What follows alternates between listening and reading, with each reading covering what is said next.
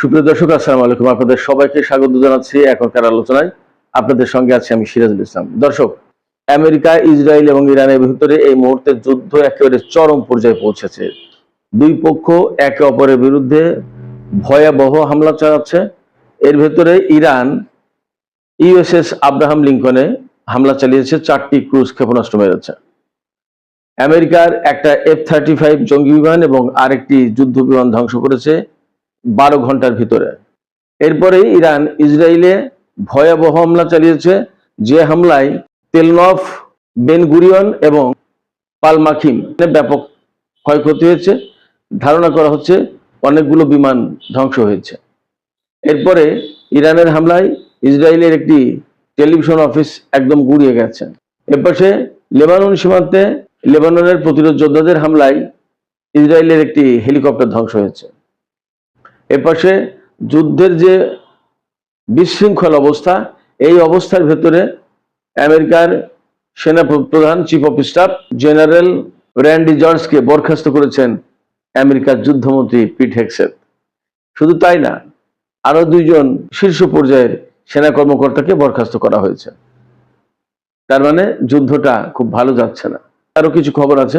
Iran যে বলেছিল কয়েকদিন আগে যে মধ্যপ্রাচ্যে থাকা আমেরিকার বিভিন্ন টেকনোলজি কোম্পানির উপর হামলা হবে, এর অংশ হিসেবে অ্যামাজন ডেটা সেন্টার এবং ওরাকল, এই 2 জায়গায় হামলা করেছে ইরান। একই সাথে বড় একটি হামলার খবর আছে সংযুক্ত আরব আমিরাতে।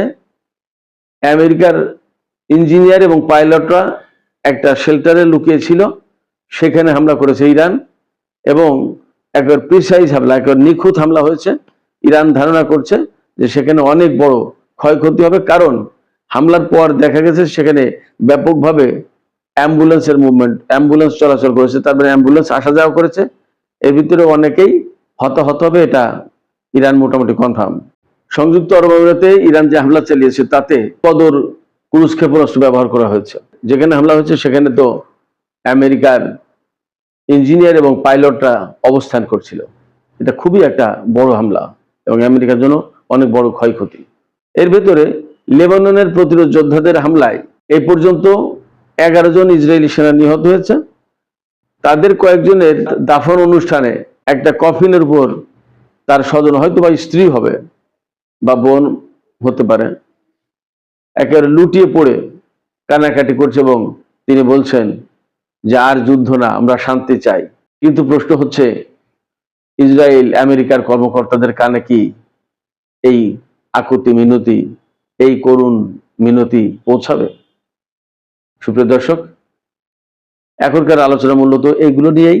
আশা করি আলোচনা শেষ পর্যন্ত আপনারা সঙ্গেই থাকবেন। দর্শক, আপনারা সবাই মনে হয় এরই মধ্যে জেনেছেন, গতকাল মার্কিন প্রেসিডেন্ট ডোনাল্ড ট্রাম্প ইরানকে একেবারে প্রস্তর যুগে পাঠিয়ে দেওয়ার হুমকি দিয়েছিল এবং আমেরিকা ইসরায়েল মিলে ইরানের উপরে আসলেই বড় রকমের হামলা চালিয়েছে। এর ভেতরে তেহরানে ভয়াবহ কিছু হামলা হয়েছে, আর একটা হামলা হয়েছে তেহরান এবং কারাজ শহরের মাঝামাঝি একটা ব্রিজ নির্মাণ হচ্ছিল, প্রায় শেষ হয়ে গেছিল কাজ, B1 ব্রিজ। এই ব্রিজটার উপরে হামলা চালিয়ে ব্রিজটাকে ধ্বংস করে দিয়েছে এবং সেখানে বেশ কিছু লোক হতাহত হয়েছে। মানে আমেরিকা এবং ইসরায়েল ইরানের উপরে একেবারে মরণ কামড় দেওয়ার মতো হামলা চালিয়েছে। অ্যাট দ্য সেম টাইম ইরানও ব্যাপক হামলা চালিয়েছে। আপনারা একটা বিষয় খেয়াল করবেন যে ইরানকে কিন্তু বহু ফ্রন্টে লড়তে হচ্ছে। একবার কুয়েত থেকে যদি শুরু করি তাহলে আমি বলি, কুয়েতের আলী আল সালেম এয়ারপোর্টে এখানে ড্রোন দিয়ে হামলা চালিয়েছে ইরান। সেখানে MQ-1 ড্রোন ইউনিট ছিল, অর্থাৎ ড্রোনের মজুদ ছিল সেখানে, সেই জায়গায় হামলা চালিয়েছে। ক্ষয়ক্ষতি কিরকম হয়েছে এখনো জানা যায়নি। সম্ভবত বাহরাইনে অ্যামাজন সেন্টারে হামলা হয়েছে। অ্যামাজন সেন্টার হচ্ছে ডাটা সেন্টার, সেখানে তথ্য প্রযুক্তির কাজকর্ম, এবং এই সমস্ত কোম্পানিগুলো ইরানের বিরুদ্ধে যুদ্ধে ইসরায়েল, আমেরিকা এবং তাদের মিত্রদেরকে বিভিন্ন তথ্য উপাত্ত দিয়ে হেল্প করছেন। তার উপর হামলা হয়েছে। ইরান আগেই ঘোষণা দিয়েছিল এবং এখনো অনেকগুলো স্থাপনায় হয়তো হামলা চালাবে। ইরান ঘোষণা দিয়েছিল অন্তত 18টা স্থাপনায় তারা হামলা চালাবে, তার ভিতরে মাত্র 2টো হলো, আর একটা ওরাকেল সম্ভবত সংযুক্ত আরব আমিরাতে। এরপরে সৌদি আরবের প্রিন্স সুলতান এয়ারবেজে আবার হামলা চালিয়েছে ইরান। তো প্রথম খবরটাতে যাই, ইউএসএস আব্রাহাম লিঙ্কন আবার টুকটুক টুকটুক করে ইরানের ক্ষেপণাস্ত্র রেঞ্জের ভেতরে চলে এসেছিল। ইরান কিন্তু খুব গভীর নজরদারি করছে হরমুজ প্রণালী এবং আশপাশের যত এরিয়া আছে তার প্রত্যেকটা জায়গায়। এবং যখনই ইউএসএস আব্রাহাম লিঙ্কন ক্ষেপণাস্ত্রের আওতায় এসেছে, তখনই ইরান 4টি ক্রুজ ক্ষেপণাস্ত্র মেরেছে। এই ক্রুজ ক্ষেপণাস্ত্র এগুলোও কদর ক্রুজ ক্ষেপণাস্ত্র, সমুদ্র থেকে অথবা সমুদ্র উপকূল থেকে সমুদ্রে নিক্ষেপের জন্য এই ক্রুজ ক্ষেপণাস্ত্রগুলো খুব কার্যকর। এবং কোন কোন মাধ্যমে বলা হচ্ছে যে আব্রাহাম লিঙ্কন খুব মারাত্মক রকমের ক্ষয়ক্ষতির মুখে পড়েছে, বড় রকমের ক্ষয়ক্ষতি। কোন কোন জায়গায় বলা হচ্ছে ডিস্ট্রয়েড, মানে ধ্বংস হয়ে গেছে। আর ইরানের পক্ষ থেকে অবশ্যই কথা একদম স্পষ্ট করে বলা হয়নি যে কি রকমের ক্ষয়ক্ষতি হয়েছে, বাট ক্ষয়ক্ষতি হয়েছে মোটামুটি এবার নিশ্চিত। এবং এই হামলার পর ইউএসএস আব্রাহাম লিঙ্কন আবার পিছিয়ে চলে গেছে। এপাশে ইরান আরো 2টি যুদ্ধ বিমান ভূপাতিত করার কথা বলেছে। এর ভিতরে একটা হচ্ছে F-35। আপনারা সবাই জানেন সারা বিশ্বের কাছে আমেরিকা এবং ইসরায়েল গর্ব করে বেড়াতো F-35 নিয়ে। সেই F-35 জঙ্গি বিমান আবার একটা ভূপাতিত করেছে ইরান। এই বিমানটা ভূপাতিত হয়েছে ইরানের মধ্যাঞ্চলে।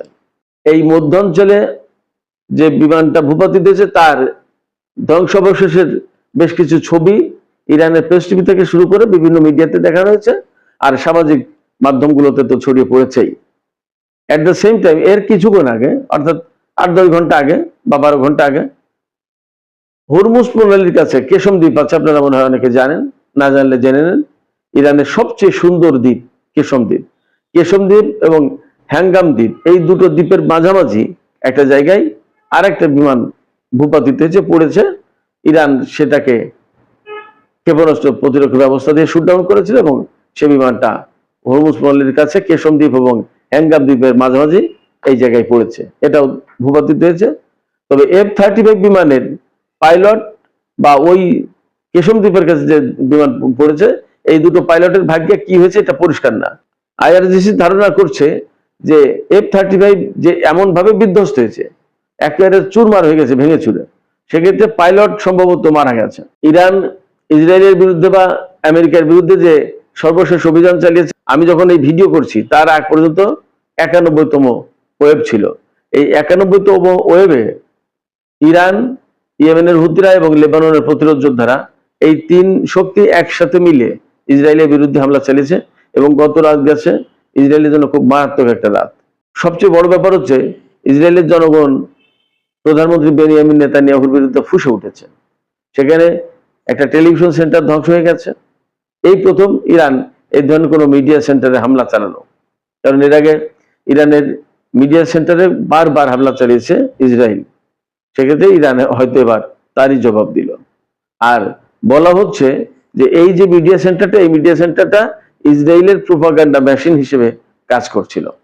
আমরা বিভিন্ন মাধ্যমে দেখতে পাচ্ছি ইরান হামলা জোরদার করেছে অনেক বেশি আগের চেয়ে, এবং এই সমস্ত হামলায় ধীরে ধীরে ধীরে ধীরে আপনার তেল আবিব থেকে শুরু করে ইসরায়েলের বহু শহর মারাত্মক রকমের ক্ষতিগ্রস্ত হচ্ছে, ভেঙে চুরে চুরমার হয়ে যাচ্ছে। অনেকটা গাজার চেহারা পেয়েছে।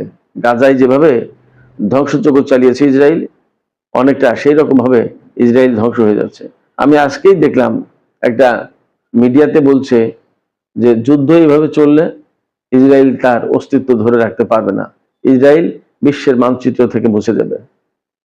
আমি সবসময় বলে আসছি যে ইরান কিন্তু মোটামুটি একটা বড় টার্গেট নিয়ে ধীরে ধীরে ধীরে ধীরে যুদ্ধটা এগিয়ে নিয়ে যেতে চায়। একসাথে অনেক বড় হামলা করলে এটা বিশ্ববাসীর চোখে লাগবে। ইরানের কৌশলটা আমার কাছে মনে হচ্ছে যে হামলা হয়েছে, ওরাও হামলা করেছে, এরাও করছে পাল্টা হামলা। এইভাবে আস্তে আস্তে একটু বড় একটু বড় আরেকটু বড় আরেকটু বড়, এই করতে করতে এমন ভাবে সব ধ্বংস করে দেবে যে ধীরে ধীরে ধীরে ধীরে ইসরায়েল ফুরে যাবে, বিশ্ববাসী টেরও পাবে না।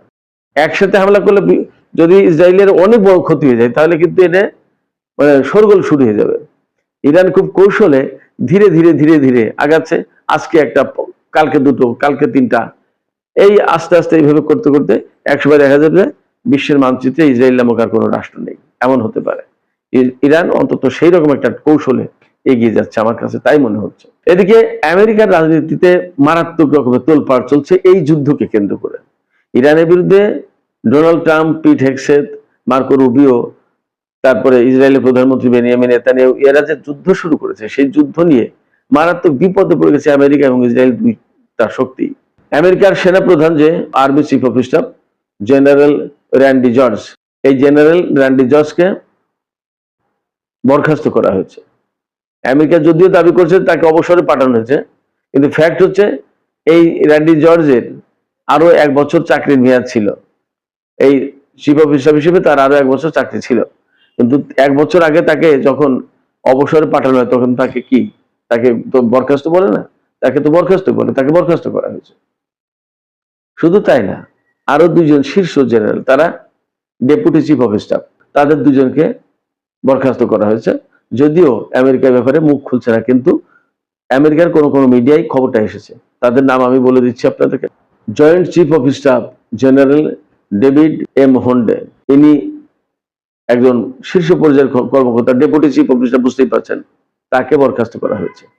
আরেকজন আছে মেজর জেনারেল উইলিয়াম গ্রিন, তাকেও বরখাস্ত করা হয়েছে। এই ডেভিড এম হন্ডে তিনি ছিলেন মার্কিন সেনাবাহিনীর ট্রান্সফরমেশন অ্যান্ড ট্রেনিং কমান্ডের চিফ, আর উইলিয়াম গ্রিন ছিলেন আমেরিকার সেনাদেরকে ধর্মীয়, আধ্যাত্মিকতা, নৈতিকতা এগুলো শেখানো হয়, তিনি ছিলেন তার প্রধান। আরেকটি খবর আছে মার্কিন সেনাবাহিনী সম্পর্কে। এই যে পিট হেগসেথ, তিনি তো আমেরিকার যুদ্ধমন্ত্রী। 29 জন সেনা অফিসারের প্রমোশনের জন্য একটা লিস্ট ছিল, সেই লিস্ট থেকে 4 জনকে বাদ দেওয়া হয়েছে। এর ভিতরে 2 জন হচ্ছে ব্ল্যাক, কৃষ্ণাঙ্গ। এই কৃষ্ণাঙ্গ বলে তাদেরকে প্রমোশন দেওয়া হলো না। আর 2 জন আছে নারী, অর্থাৎ নারী বিদ্বেষও মার্কিন সামরিক বাহিনীতে কিভাবে বিরাজমান, বা এই মার্কিন প্রশাসন, ডোনাল্ড ট্রাম্পের প্রশাসনে কেমন জোরালো নারী বিদ্বেষ, সেটা আপনারা খেয়াল করেন। 2 জন নারী সেনাকে তাদের প্রমোশন দেওয়া হয়নি। যে 29 জনের তালিকা ছিল তার বেশিরভাগই হোয়াইট। এই যে 2 জন ব্ল্যাক ছিল সেই 2 জনকে বাদ দেওয়া হলো। তার মানে কতটা বর্ণবাদী সরকার ডোনাল্ড ট্রাম্পের এই সরকার, আপনারা খেয়াল করুন। একটা তথ্য দিয়ে এখনকার আলোচনা শেষ করি। আমেরিকা ইসরায়েল যে যুদ্ধ হচ্ছে, এর ভিতরে ইরান এই পর্যন্ত আমেরিকার মোট 9টি যুদ্ধ বিমান ধ্বংস করেছে। এর ভিতরে F-15 4টি, F-35 2টি, F-16 2টি, আর একটা F-18 হর্নেট। এই বিমানগুলো ধ্বংসের মধ্য দিয়ে সারা বিশ্বের কাছে পরিষ্কার হয়ে গেল যে এতদিন আমেরিকা যে কথা বলতো সে কথা আসলেই ছিল ফাঁকা বলি। আমেরিকা বলতো কি, যে তাদের এই সমস্ত বিমান বিমান, এই স্টেলথ প্রযুক্তির বিমান রেডারে ধরা পড়বে না, কেউ ভূপাতিত করা তো দূরে কথা, রেডারেই ধরা পড়বে না। কিন্তু ইরানের কাছে গিয়ে সব জারি ফাঁস হয়ে গেল। তাতে বোঝা যাচ্ছে যে সামনের দিনগুলোতে মার্কিন এই সমস্ত যুদ্ধ বিমান খুব একটা বিক্রি হবে না, লোকজন অনেকে কিনতে চাইবে না। কি কিনতে চাইবে? এর বিপরীতে যা হবে সেটা হচ্ছে রাশিয়া এবং চীনের বিমান অনেক বেশি বিক্রি হবে, এইদিকে মানুষ ঝুঁকবে। আর এর ভিতরে যুদ্ধ শেষ হওয়ার পরে ইরান যদি এই শিল্প ডেভেলপ করতে পারে, তাহলে ইরানের অস্ত্র এবং সামরিক সরঞ্জামও প্রচুর পরিমাণে বিক্রি হবে। কারণ যত যাই বলি, এই যুদ্ধের মূল নায়ক কিন্তু ইরান। অতএব ইরান একটা সুপার পজিশনে থাকবে যুদ্ধের পরে, এতে কোনো সন্দেহ নেই। সুপ্রিয় দর্শক, আলোচনা শেষ করব।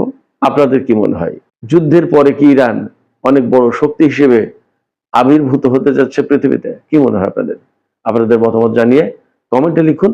আর ভিডিওটি ভালো লাগলে লাইক, কমেন্ট, শেয়ার করবেন এবং চ্যানেলটি সাবস্ক্রাইব করে সাথেই থাকবেন। আপনাদের সবাইকে অনেক অনেক ধন্যবাদ। আল্লাহ হাফেজ।